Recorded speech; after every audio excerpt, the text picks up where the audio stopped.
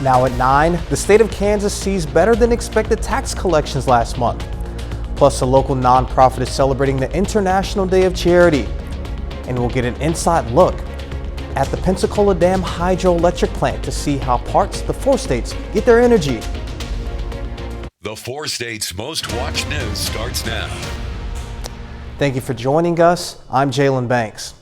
Authorities in Knoll, Missouri say a man is in the hospital after being stabbed this afternoon. Knoll marshals say they received reports on an assault in the parking lot of a Tyson Foods. When they arrived, they found 2 men with injuries. One with stab wounds was flown to the hospital. His condition right now is unknown. The other man was arrested. Kansas continues to beat tax collection estimates. Governor Laura Kelly announced the state's collected more than $652 million in August.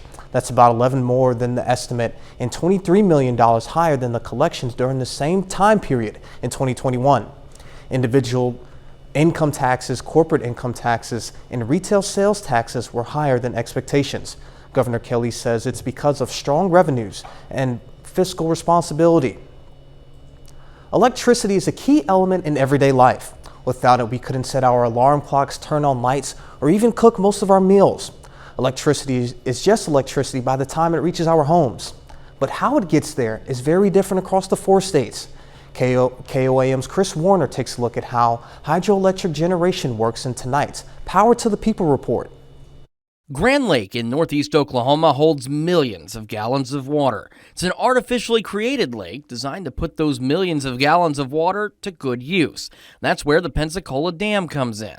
We spoke with Justin Alberty with the Grand River Dam Authority about the dam. Alberty says before it generated electricity, it generated hundreds of jobs during a dark part of America's history. Well, Pensacola Dam was constructed between 1938 and 1940. Really during the Depression era. It's the first hydroelectric facility in Oklahoma, and it's the longest continuous multiple arch dam in the world. It stretches out for a mile across the Grand River Valley. Once it came online, it of course began generating power for the region. Well, today it has a capacity of about 120 megawatts total. That's across 6 units in the powerhouse. Over the years, the dam has been modernized by the GRDA. In the late 90s, early 2000s, GRDA did a major overhaul of all 6 units, added new components, traded out water wheels that were iron for stainless steel, things like that. So components that are going to last longer, that are more efficient. You go in there today and you look at it, and it's going to look like it did the day it opened in 1940. So what I tell people is it's like a classic car. It's just got that new motor under the hood. And the way hydroelectric power works is pretty straightforward. You capture the power of falling water, this mechanical energy, as it comes downhill, and you use it to spin a turbine. And that turbine, as it spins, it's connected to a shaft. That shaft is connected to a generator. And as the rotor spins inside of the stator in that generator, that's where the electricity is created. That makes it one of the cleanest forms of energy generation out there. Pensacola Dam, however, isn't the only power facility the GRDA utilizes. So we have this hydro facility, we have a couple others, we have Dam, we have our Salina pump storage facility, we have gas generation, we have coal generation, and then we also purchase some wind power. Alberty says the majority of the power they generate is sold to the eastern half of the state. In Oklahoma, we sell to 15 different municipalities, spread out mostly in the eastern part of the state. So that's where our power flows to. We also sell to all the industries in the Mid-America Industrial Park south of Prairie, Oklahoma. In Langley, Oklahoma, Chris Warner, KOAM News. Alberty says hydropower is faster to get to the electric grid when it's needed because it's shorter turnaround time and the power generators at the dam versus heating water and at coal or gas plant to start generating steam. The 4 states has many interesting and beautiful places that you can visit. One of those is Prairie State Park in Barton County, Missouri. KOAM's chief photog Ty Parks went to the park to see a bird's eye view. Prairie State Park has almost 4,000 acres of tall grass prairie. 80% or better of it, which is virgin prairie and never been plowed, which is extremely hard to find in Missouri. Historically, a third of Missouri was tall grass prairie. Now there's less than half of 1%, which is what makes this park so important. They can see Prairie as it once was, vast landscapes, rolling terrain, rolling hills, and it's actually that rolling hills that kind of saved it as far as why we still have it. Little too rolling to plow, a little too rocky to plow, so that kind of was a good saving grace in our case to preserve this prairie. And you know, there's herd of wild bison out here that they roam on about 3,000 of the acres, and so you could have a bison traffic jam when you come in the main road sometimes. During World War I, a lot of hay that was sent overseas to feed the horses that were used in other countries by our troops, a lot of it came from Barton County. So it has a historical tie that way. And I think that just on their own merits, plants and animals and ecosystems always have the right to be. Now, obviously, man is going to change that, and I'm not saying that's a bad thing. It happens, you know. Tallgrass prairie was what enabled our country to feed a growing nation by putting it under the plow, but that came at a cost, and that cost was prairies and some of the wildlife that needed that prairie. I'm not blaming agriculture. It's part of our history, so we can't whitewash that either, but it was a byproduct of that. Because one thing that we need to remember that it's called Prairie State Park, not Bison State Park. Bison are a great way to get people to come. And once we get them here, we can talk to them about how essential prairies are and how special they are and how fast they're declining. You know, we all hear about save the rainforest, which is great, we need to. But grasslands like prairies are disappearing at a faster rate than the rainforests are. And that's why it's my job to talk about that and try and develop that interest of people taking ownership of the prairies that once were in Missouri and how we need to preserve what we have. The park also features the Regal Tallgrass Prairie Nature Center, which offers exhibits and programs to provide more information. And hopefully our weather looks as good as that prairie did. Sam, what do you have for us? Well, I know those prairies need some rainfall, and there were a few showers earlier today, but they were way down to the south in northwestern parts of Arkansas and eastern Oklahoma. Most of the area was dry today, and it looks like we're going to go into a dry pattern for at least several days, and we'll get to that in the forecast. But we made it up to 84 today after starting out at 65, and we turned out to be right at normal. We have been as high as 103 back on this date back in 1998 and 44 back in 1974. As I mentioned, we desperately need the rainfall. You can see that we're in extreme drought still in southeastern Kansas and a large part of Missouri. There has been some improvement down to the south, but we definitely need some more rain in the old rain gauge. I'll be back in a minute to tell you about the forecast, so you want to stay tuned. President Biden is on the campaign trail in the swing states of Wisconsin and Pennsylvania. And Fox News White House correspondent Peter Ducey has more on the story. The Trumpies. These MAGA Republicans in Congress are coming for your Social Security as well. Trumpies is the latest line in a week-long blitz against Trump supporters in the House and Senate. Republicans in Congress have chosen to go backwards, full of anger, violence, hate, and division.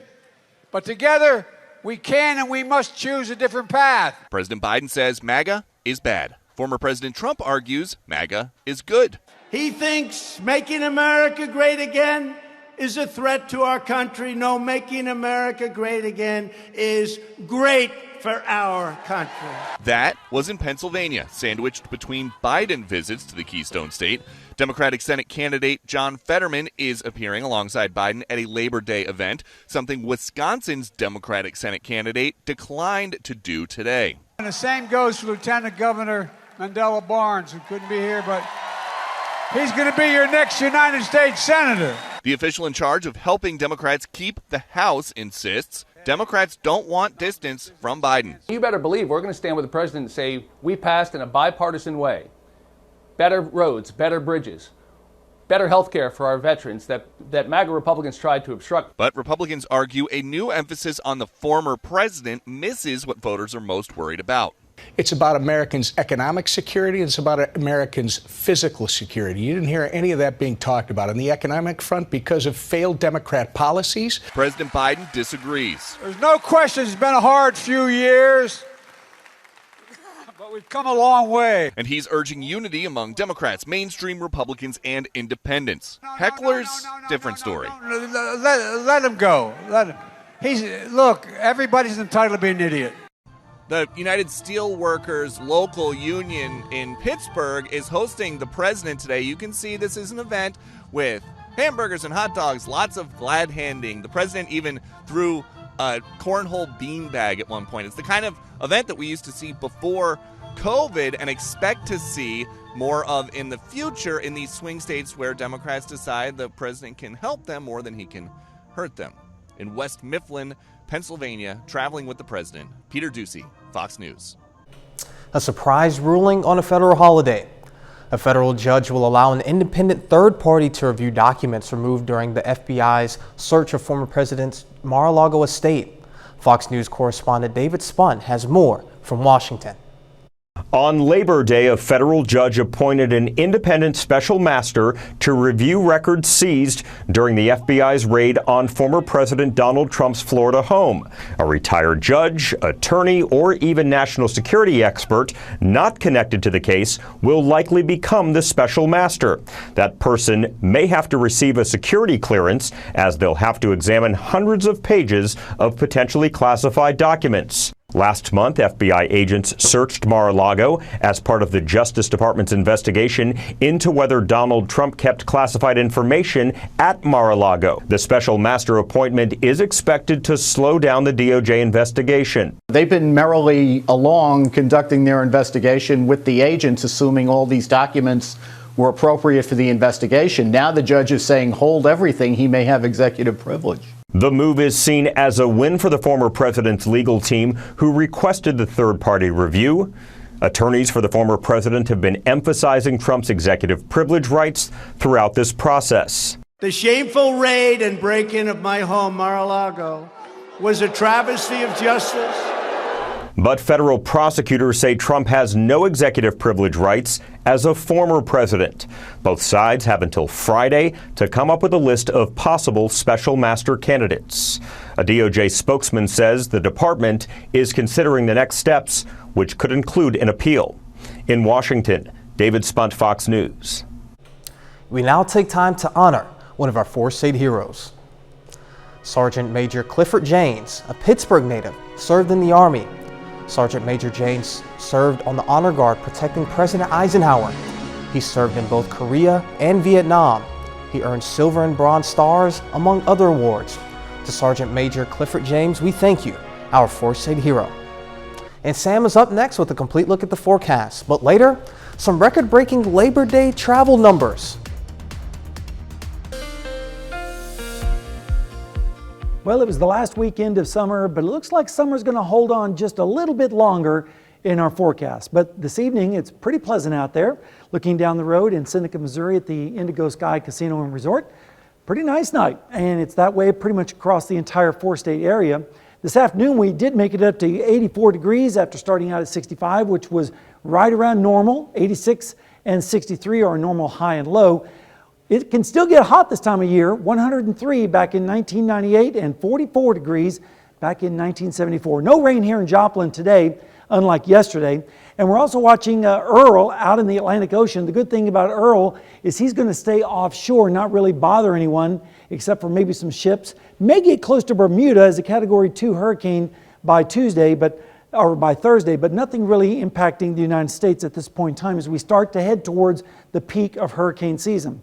All right, radar right now is pretty much all clear. Temperatures are very pleasant. 78 in Joplin this afternoon, or starting out this morning. Then this afternoon we jumped up to around 82, 84 degrees.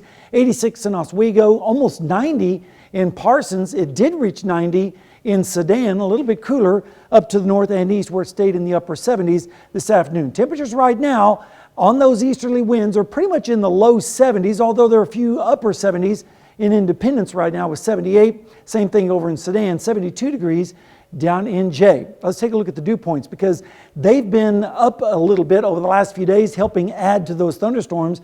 Generally in the mid-60s right now, 71 degrees down in Jay. And so as a result, we're between sticky and muggy right now on your dew points, but we're going to start to see improvement in that over the next few days. Allergies, no improvement there. It's been pretty bad for quite a while. 10.6 today and a little bit better tomorrow at 10.1, and most of that is ragweed. Currently in Joplin, it's 74 with an east-northeasterly wind. It still feels like 74 because the dew point is down there at 67. Pressure right now is at 30 inches even and steady. So if you want to set your barometer, now's a good time to do so. Future track forecast tonight shows mostly fair skies, a few clouds up to the north, but generally lows will be in the mid-60s across our area. Then as we go through the day tomorrow, partly to mostly sunny skies with isolated storms way down to the south. Tomorrow, I think everyone's going to be dry tomorrow with highs in the mid-80s, upper 80s to around 90 out to the west, like in Eureka and Coffeyville with 91. And then as we go through Tuesday night into Wednesday morning, we're going to see lows once again in the mid-60s with a little bit more in the way of cloudiness across our area, but no precipitation, northeasterly winds. Then we go through Wednesday afternoon, highs once again in the mid to upper 80s across our region with 90s out towards the west. And then as we go through Wednesday night into Thursday morning, lows once again in the 60s, even some lower 60s up to the north, 60 degrees even in Greenfield and Nevada. So we're getting close to that 50-degree mark. And if we look at the long-range forecast, we have an upper-level low that's going to basically move out of the way, and then another one is going to drop down from the north as we go into the weekend. That's going to change our weather as far as the weather pattern goes. We're going to introduce some cooler and wetter weather as we move towards the weekend. So that's something to look forward to, a little bit of taste of fall as we get into the forecast. Let's go on to the next 7 days, and you can see tomorrow 88, 90s on Wednesday, Thursday, and Friday, and then more fall-like as we head towards the latter part of next weekend. Definitely looking forward to those cooler temperatures. I think everyone is after this summer we've had. Absolutely. All right, thank you, Sam. And coming up, a busy holiday for travelers. Long lines at airports all across the country as people head home from their Labor Day holiday vacations. I'm Bill Malugin at LAX. That story coming up. The Labor Day weekend is winding down, and it could be one for the record books with travel returning to pre-pandemic levels in many areas. Fox News correspondent Bill Mulligan is in Los Angeles with more. Some of these lines are wrapping around the corner. I mean, I'm asking people what's going on over here. It's expected to be the busiest travel weekend in 3 years. Millions of folks hitting the rails, roads, and skies over the Labor Day holiday, with travel now back at pre-pandemic levels. 80% of drivers finding relief at the pump this weekend, with the national gas average now below $4 a gallon. But it's a different story in the skies, where prices are up significantly. And so are travel headaches, with more than 4,000 flights delayed on Sunday alone. I don't think the airlines are doing enough because they're asking you to change your flight before they even offer any type of incentive for you to do so. AAA says bookings are up more than 20% from Labor Day last year, but the travel industry is still reeling from technical issues and staffing shortages that have made for a rough summer at airports all across the country. I think the clarity and transparency of telling customers that have had disruptive flights what they are owed is what's most necessary. Lawmakers on Capitol Hill say they've been working with airlines to address those issues, hoping folks trying to catch the last days of summer won't run into travel nightmares. We're getting more pilots that will get those training hours and get off the ground those that were grounded previously. That's something on the positive side. And the TSA says as of Monday morning, they have screened almost 6 million people at airports all around the country. Reporting in Los Angeles, Bill Malugin, Fox News. And still ahead, a manhunt after a stabbing spree. Canadian police searching for 2 suspects wanted in connection with one of the deadliest mass killings in the country's history. I'm Lucas Tomlinson with the details coming up. At least 10 people are dead and 15 others injured following a mass stabbing in central Canada. Sunday's attack prompting a massive manhunt for 2 armed suspects who are still on the run. One of the suspects has been found dead. Fox News correspondent Lucas Tomlinson has more.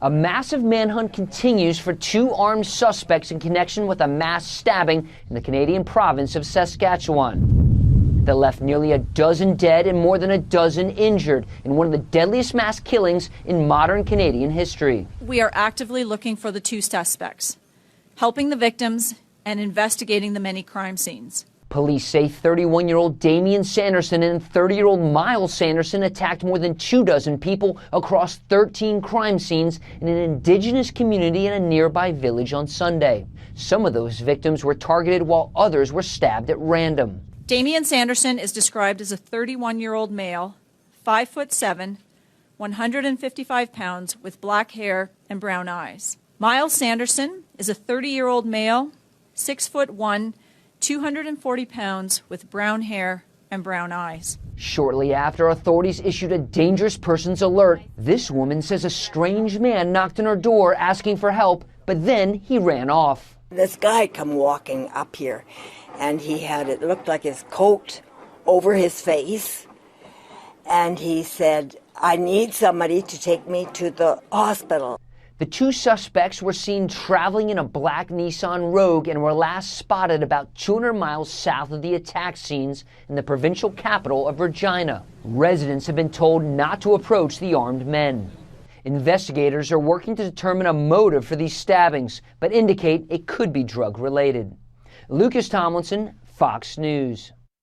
Next, if you're into Mexican pizza, you'll want to stick around. Mexican pizza. It's not just a meal, it's also a source of entertainment. Taco Bell is not only bringing back the popular item to its menu permanently on September 15th, the fast food giant also says Mexican Pizza the Musical will debut on the same date. Taco Bell made the announcement on its social media this weekend. The musical will air exclusively on TikTok. Officials describe the musical as harrowing and a story about the fight of bringing back the Mexican pizza. Dolly Parton makes a cameo in the clip. She shared an image of the musical of the script on her social media. 30 more minutes of news, weather, and sports coming your way. The Fort Scott Historic Site is giving people a chance to learn about life during the Civil War. Plus, we'll get a bird's eye view of a 4,000-acre state park filled with grasslands in our own backyard. The folks over at the Fort Scott National Historic Site spent their Labor Day weekend teaching people, as you'd imagine, about history. Today was the third and final day its Labor and Leisure on the Frontier program. Events today included a guided tour, artillery demonstrations, a small arms show for children, and a demonstration on the construction of the fort.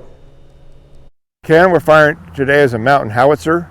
The howitzer was a weapon that was used over rugged terrains, so it was easily taken apart and transported by mule into mountainous areas, and then it could be easily reassembled. The historic site's exhibit areas and visitor center are open daily from 8 a.m. to 5 p.m. In celebration of the International Day of Charity, KOAM's Yana Haldula visited Joplin's Ronald McDonald House to discuss the importance of the houses worldwide. Ronald McDonald House here in Joplin has been helping families for 24 years now. We stopped by to talk about the importance of this home away from home. This location serves people from Mercy and Freeman hospitals. The families may, as an example, have a baby delivering early, or their child got into a car accident, which requires them to stay close to the hospital. Now they're usually going through a period of time that's not easy, and it's very helpful to them to have a place that they can call home when they're away from home. Ronald McDonald House of the 4 states is part of a worldwide service.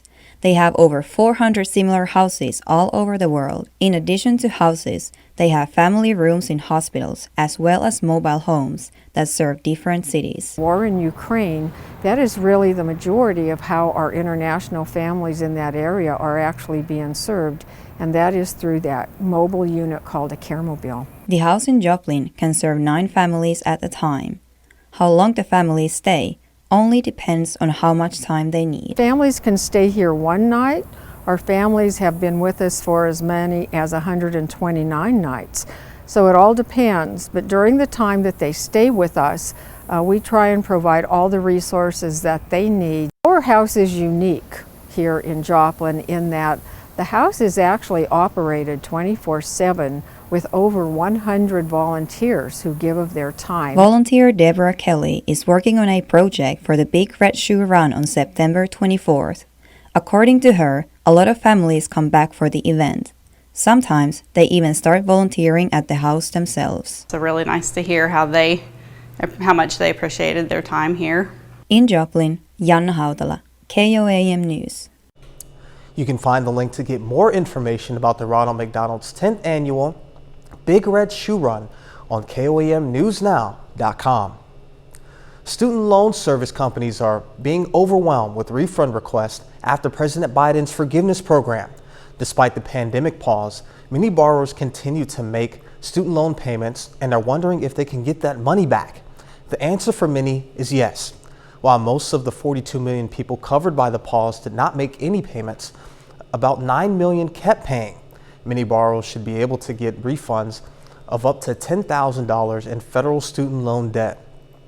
A bit later, details on an accident in Georgia where police were called on a student buying food for a homeless man. Well, the long holiday weekend is coming to a close, and it wasn't too bad. We had some sunshine, we had a little bit of rain as well, but we desperately need the rainfall, so I don't think anyone was complaining too much. But it was a pretty nice day today across most of the area, including down in the Indigo Sky Casino and Resort down in Seneca, Missouri, and it's still nice down there as well. This afternoon, we made it up to 84 in Joplin after starting out at 65, which was, it turned out to be right around even, and we've been around 103 back in 1998, so it can still get pretty hot around our area this time of year. Rainfall over the last 12 hours shows that most of the rain today was down in northwestern Arkansas and extreme southwestern Missouri last night. Then today, most of the rain was down in Delaware County and also Sequoia County in eastern Oklahoma, and that's about it. Everyone else was pretty much dry wall to wall. Temperatures right now are in the mid 70s, a few lower 70s up to the north. Even Iola checking in with 67 right now. That's got to feel good. 76 in Bella Vista and 76 also for our friends over there in Nowata. Dew points, though, they've been in the mid 60s, and as a result, it makes it feel a little bit sticky out there and downright muggy in some of those places like Bentonville, where they currently have a dew point of 70 degrees. All right, let's take a look at the allergies because it's been pretty bad too. Today was 10.6 out of 12, and tomorrow we're going to get a little bit of an improvement down to 10.1, but it's still pretty bad. And most of that is ragweed. Currently right now in Joplin, we're 74 degrees, and it feels like 74. The humidity is 79%, and the pressure 30 inches even, and is steady. So pretty good time to set your barometer. All right, let's take a look at the forecast for tonight. Lows in the mid-60s across our area, including Joplin, and then with those easterly winds, and that's going to continue through most of the day tomorrow, maybe turning more northeasterly, and highs will be in the mid to upper 80s across the area, even some 90s showing up not too far away out in Sedan, Bartlesville, Nowata, lower 90s in that area. Then as we go through Wednesday morning, we're going to see temperatures once again in the mid 60s with partly cloudy skies. And then Wednesday afternoon, highs once again in the mid to upper 80s across our area, 90s out towards the west like in Yates Center and Chanute with 90s there, and a little bit cooler off towards the east. Then as we go through Thursday morning, lows are going to get kind of comfortable, especially up to the north with lows in the lower 60s in Nevada, 62 in Garnett, and 62 in Mound City. Big changes in the pattern as we go through the forecast. Upper level low going to sink down towards the Gulf. Another one drops down into the plains. That's what's going to introduce the chance of rain and also some cooler weather as we go towards next weekend. So until then, it's going to feel pretty summer-like out there with temperatures in the upper 80s, even some lower 90s here in Joplin as we head towards the middle and latter part of the week. But then look at that, Sunday only 80 and 79 on Monday with a chance of storms. It'll feel fall-like around here by the time we get to that period of time. Those lows are definitely fall-like. Yes, yep. I'm looking forward to those. Me too. All right, thank you, Sam. And coming up in sports, Pitt State volleyball has momentum heading into conference play. Plus, we caught up with Baxter Springs following their big win on Friday. Danny Terzer has that and a lot more next.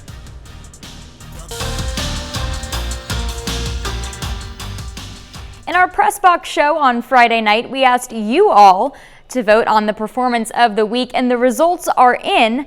Baxter Springs has won the vote. The Lions picked up their first win since 2018 in dominating fashion. Baxter shut out Southeast 42-0 on the road in their season opener on Friday. It was a total team effort. The defense made some plays, and offensively, 5 different guys scored touchdowns. It was a special moment, and the Lions are ready to do it again this Friday night. We all had a winning mentality coming into it, and once it happened, we were all super excited, especially me and all my fellow seniors. We had never won before, so it was pretty emotional for us. Been through some tough years the past couple years, and it just finally paid off this year. It really boosted our mentality going forward. It's kind of getting that taste, got that taste for the first time in 4 years, and now we just don't want to lose. Kansas City is less than a week away from their season opener. The Chiefs kick off the 2022 season on the road against the Arizona Cardinals this Sunday. The Chiefs went 2-1 in their 3 preseason contests. They fell to the Bears and then bounced back to win their last 2 against the Commanders and the Packers. Now with the roster trimmed, all of the attention is on Arizona. Here's head coach Andy Reid's thoughts on the secondary heading into week 1. I like the speed they play with.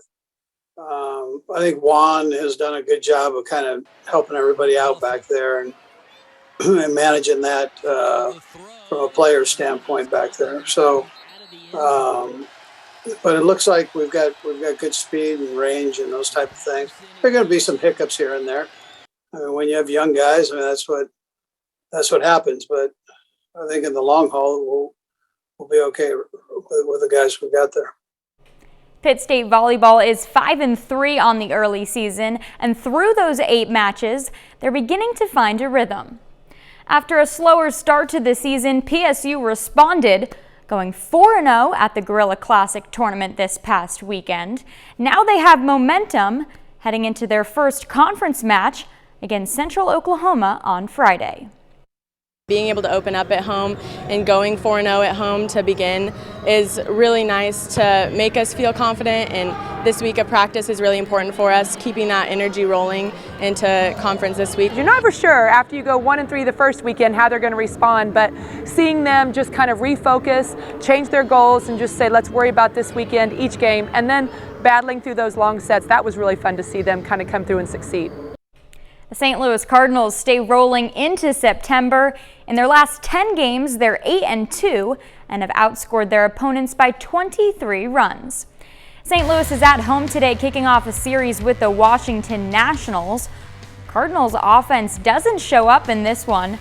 They're shut out and held to just 3 hits. Nationals win the opener 6-0. Kansas City hosts Cleveland for a 3-game series. Opener tonight, Drew Waters hits his first major league home run, a 2-run shot. Then Salvador Perez ties the ball game with an RBI double. It's 4-4 in the 9th. We're back with more news after this. A Georgia State University student says a fast food restaurant called the police on her after she tried to buy a homeless man some food. Fox's Rob Dorenzino has more.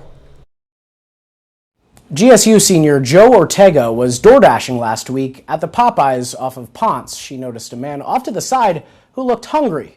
When she offered to get him food, this was how employees reacted.